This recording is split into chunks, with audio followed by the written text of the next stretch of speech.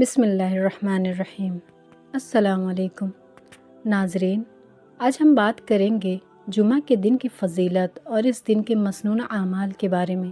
جمعہ کا دن ہفتے کا سب سے افضل دن ہے۔ نبی کریم صلی اللہ علیہ وآلہ وسلم نے فرمایا، جمعہ کا دن تمام دنوں کا سردار ہے اور اللہ کے نزدیک سب سے افضل ہے۔ یہ دن مسلمانوں کے لیے ایک چھوٹی عید کی طرح ہے۔ آئیے جانتے ہیں کہ ہمیں جمعہ کے دن کن کاموں کا اہتمام کرنا چاہیے۔ جمعہ کے دن غسل کرنا سنت مؤکدہ ہے۔ نبی صلی اللہ علیہ وآلہ وسلم نے فرمایا، جمعہ کے دن ہر بالغ پر غسل کرنا لازم ہے۔ یہ عمل جسمانی صفائی اور مسجد کے احترام کے لیے ہے۔ جمعہ کے دن صاف ستھرے اور اچھے کپڑے پہنیں۔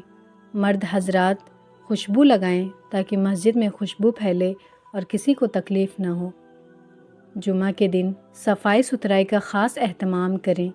ناخن کاٹیں، مونچھیں تراشیں وغیرہ، یہ سنت اعمال ہیں اور جمعہ کے دن ان کا اہتمام زیادہ اجر کا باعث ہے۔ جمعہ کے دن مسجد جلدی جانا افضل ہے۔ حدیث میں آتا ہے، جو شخص سب سے پہلے جاتا ہے اسے اونٹ کی قربانی کے برابر اجر ملتا ہے، پھر جو اس کے بعد جائے اسے گائے کے برابر اجر، پھر دمبے کے برابر، پھر مرغی کے برابر اور پھر انڈے کے برابر اجر ملتا ہے۔ جمعہ کے دن سورۃ الکہف کی تلاوت بہت فضیلت والی ہے۔ نبی صلی اللہ علیہ وآلہ وسلم نے فرمایا، جو شخص جمعہ کے دن سورۃ الکہف پڑھے اس کے لیے 2 جمعوں کے درمیان روشنی ہو جاتی ہے۔ نبی صلی اللہ علیہ وآلہ وسلم پر کثرت سے درود پڑھیں۔ آپ صلی اللہ علیہ وآلہ وسلم نے فرمایا، جمعہ کے دن مجھ پر کثرت سے درود بھیجو کیونکہ تمہارا درود مجھ تک پہنچایا جاتا ہے۔ جمعہ کا خطبہ نماز کا حصہ ہے، اسے خاموشی سے سننا واجب ہے۔ خطبہ کے دوران بات چیت یا کھیل کود منع ہے۔ جمعہ کے دن ایک خاص گھڑی ہے جس میں دعا قبول ہوتی ہے۔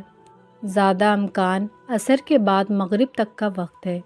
اس وقت میں دل سے دعا کریں، اپنے لیے، اپنے والدین اور پوری امت کے لیے۔ جمعہ کے دن صدقہ کرنے کا اجر کئی گنا بڑھا دیا جاتا ہے۔ کوشش کریں کہ اس دن کسی غریب کی مدد کریں، کھانا کھلائیں یا کوئی نیکی کریں۔ الحمدللہ، یہ تھے جمعہ کے دن کے اہم اعمال۔ آئیے ہم سب کوشش کریں کہ ان سنتوں پر عمل کریں، زیادہ سے زیادہ درود شریف پڑھیں، قرآن کی تلاوت کریں اور دعاؤں کا اہتمام کریں۔ اگر آپ کو یہ ویڈیو پسند آئی ہو تو اسے لائک اور شیئر کریں اور مزید اسلامی ویڈیوز کے لیے چینل کو سبسکرائب کرنا نہ بھولیں۔